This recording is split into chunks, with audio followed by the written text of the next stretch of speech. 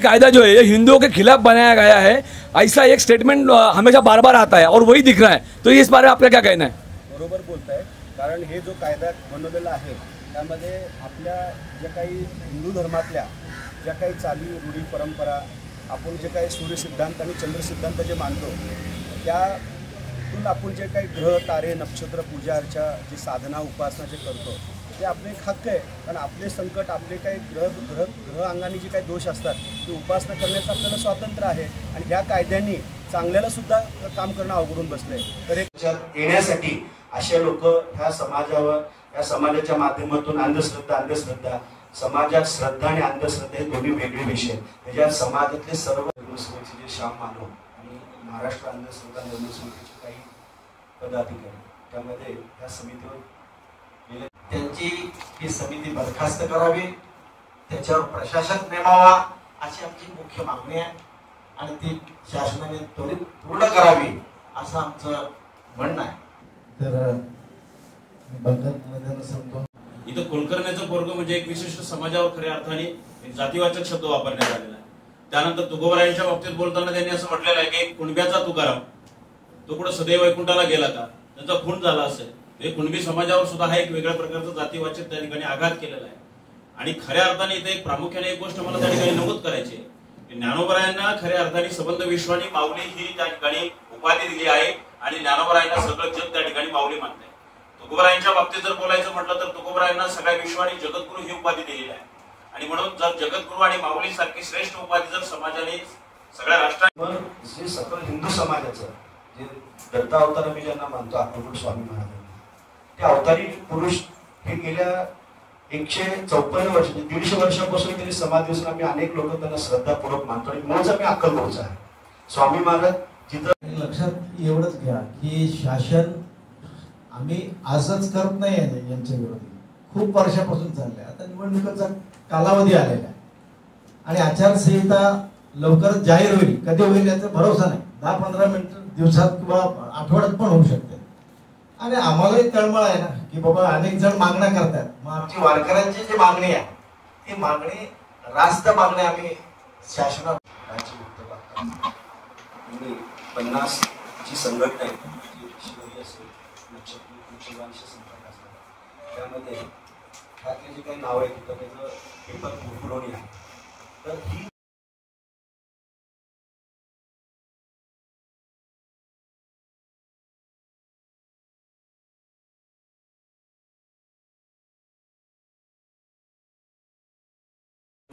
विषय असा आहे, शेवटी श्रद्धा आणि अंधश्रद्धेचं जे मूळ समूळ उच्चाटन हजारो वर्षापासून आमचं संत परंपरा वैष्णव परंपरा वारकरी परंपरा केला आहे। त्याचा पूर्ण गाढा जो ज्ञान अभ्यास जो आहे तो आमच्या वारकरी संप्रदायाला आहे।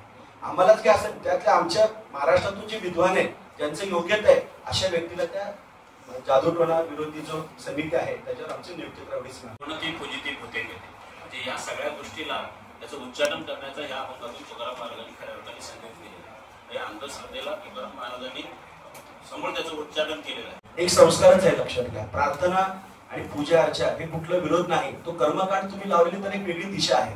पूजा करणे आपल्या ईश्वराला प्राप्त करणे हे प्रत्येकाचा हक्क आहे, तो त्या कर्मकांडाचा विषय काय। लवकरच मंत्री महोदय आम्हाला वेळ देतील, तसा पत्रव्यवहार पण आम्ही केला भेट मागण्यासाठी, ईमेल पण केले भेटीसाठी। आम्ही डायरेक्ट जात नाही, वेळ घेऊन जातो आणि आमचे बरेच लोक भेटलेले आहेत। आमचे धर्माचार्यांचं साधू संतांची चिंतन बैठक कन्हेरी मठात कोल्हापूरला चालू आहे। महाराष्ट्रातले सगळे साधू वारकरी आहेत, त्याच्यामुळे आम्ही कधीही झोपलेले नाही, आम्ही जागे आहे।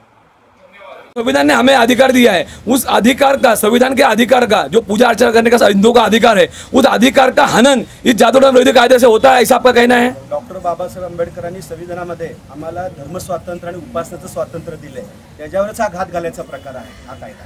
तर आम्हाला दिलेला आहे तो पुन्हा त्या ठिकाणी जैसे ते आम्हाला बहाल करावा आणि या कायद्यामध्ये योग्य ती सुधारणा करावी अन्यथा तो बरखास्त करावा अशी आमची समस्त वारकरी संप्रदायाच्या वतीने जाहीररित्या मागणी। विरोधी कायदा है ये हिंदुओं के खिलाफ यूज किया जा रहा है, उस बारे में आपका क्या कहना है? पहिली गोष्ट म्हणजे ह्या कायद्याची मागणी जी केली आहे ती हिंदू द्वेषी लोक जे नास्तिकवादी मंडळी आहेत त्यांनी केलेली आहे आणि हिंदू द्वेषाच्या माध्यमातून हिंदू द्वेष असल्यामुळेच त्यांनी हा कायदा करावा याच्यासाठी मेहनत घेतली विशेष म्हणजे तुम्ही कधीही बघा, गणपती आले की गणपती विसर्जनाच्या वेळी पाणी दूषित होतं असं त्यांचा कांगावा असतो. कावकाव असेल तर तुम्ही आपल्या गरिबांना अन्नदान करा असं म्हटलं जातं. होळी आली की पोळी अन्नदान करा म्हणून सांगितलं जातं. आणि वटवृक्षाची पूजा करताना वटवृक्षाची पूजा कशाला करायची, वडाची पूजा कशाला करायची इत्यादी प्रश्न जाणून बुजून केले जातात. आणि आमच्या देवतांबद्दल आक्षेपार्ह विधान केलं जातात जेणेकरून आमच्या श्रद्धा नष्ट होतील. हिंदूंनी तफावत आम्हाला निश्चितच दिसते. कायदा जो आंदोलन समिति चला रही है, इसमें उसमें उनका मकसद क्या है चलाने के लिए? त्यांचं ह्याच्यामध्ये एकच लक्ष आहे, ते सर्व नास्तिकवादी आहेत. त्यांचे विचार कधीही शुद्ध नाही. फक्त हिंदू धर्माला टार्गेट, हिंदू धर्माच्या चाली रूढी परंपरा टार्गेट करणे आणि समूळ हिंदू धर्म कसं संपेल हे त्यांचा अजेंडा है. यानी आपने समझा अभी कि जैसे कि आंदोलन विरोधी कायदे से लेके अंधश्रद्धा निर्मूलन समिति खुद बंदूगिरी फैला रही है लोगों को ये बोल के, अभी इस तक इसका कुछ प्रमाण मिला नहीं. जैसे कि गणपति में विसर्जन के लिए उन्होंने बोला था कि प्रदूषण होता है, लेकिन अभी अगर आप देखा जाए तो गणपति विसर्जन अभी मूर्ति कोई नदी में करता नहीं है. 10% भी रहे नहीं, 1% भी रहे नहीं, फिर भी अभी नदी का प्रदूषण कम नहीं हो रहा है. इसका मतलब अंधश्रद्धा निर्मूलन समिति खुद अंधश्रद्धा फैला रही है, ऐसा ही साबित होता है. सर इस बारे में क्या कहना है आपका? मुळात श्रद्धा आणि अंधश्रद्धा हा विषयच नाही. श्रद्धा हे पूर्ण उघड्या डोळ्यांनी आणि शुद्ध भावनेने केलं जातं, ज्यामध्ये तथ्य नाही, काही नाही, अशा गोष्टी काहीतरी महाराष्ट्रात रंगवायचे आणि ह्यांची दुकानदारी चालण्यासाठी असे मुद्दे उकरून काढतात आणि आपल्या हिंदू लोकांच्या भावना आता श्रद्धा तुम्ही किती इतर समाजाचे तुम्ही अंधश्रद्धेचं निर्मूलनाचं काम केलं. नुसतं टार्गेट हिंदू. त्यांना एवढं सांगायचं आहे, जर असं त्यांनी कार्य जर महाराष्ट्रात असे पुढं चालू ठेवलं तर हे शेवटी कायदा आहे, लोकशाही पद्धतीने आम्ही विरोध करणार आणि कायदाच रद्द झाला पाहिजे. गणपती होते असं हे म्हणतात. आता गणपती विसर्जन किती नदीमध्ये होतं हे सगळं महाराष्ट्र जाणतो. मग नद्यांचं प्रदूषण सध्या जे 12 महिने सुरू आहे त्याच्यावर तुमची समिती का नाही आवाज उठवत? तिथं का झोपले? ती श्रद्धा, ती अंधश्रद्धा नाही का? ते लोकांचं शोषण नाही का? लोकांच्या आरोग्याला धोका नाही का? याबाबत तुम्ही का बोलत नाही? तुम्ही केवळ फक्त हिंदूंवर अटॅक करायचा, एवढा एक कलमी कार्यक्रम तुमचा 12 महिने चालू असतो. यानी अभी आपने सर देखा रहेगा सर, तो जादू विरोधी कायदे के खिलाफ साधु संतों ने भी इसके लिए आंदोलन किया था नासिक में, कुंभ मेला में.